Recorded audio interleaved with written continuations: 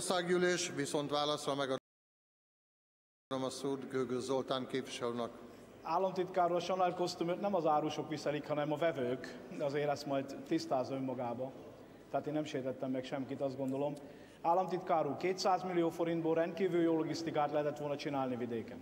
Nagyon-nagyon jót, hogy olcsóbb legyen fölhozni a belvárosba, és arra ön nem tudott válaszolni a médiának, mikor megkeresték, hogy innentől ingyen fognak-e ott majd helyet kapni a árusok. Ezt kellett volna azért leginkább elismerni. Meg arra még mindig nem adott választ, hogy miért kellett az eredetileg tervezett összeg 10%-át egy belvárosi piacnak adni.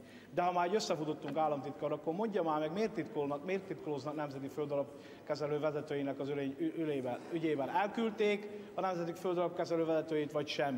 Erre azt hiszem most itt a lehetőség, hogy egyenes választ adjon. Egyébként meg jó lenne, hogyha az áfa ügyre is még kitérne, hogy mit akarnak kezdeni a sertéstartók, hogy miért nem támogatták azt a javaslatot, hogy legalább gyakrabban igényelsék vissza az áfát. Nem került volna semmibe, államtitkár, én ezt javasoltam ma a bizottságülésen. Köszönöm szépen!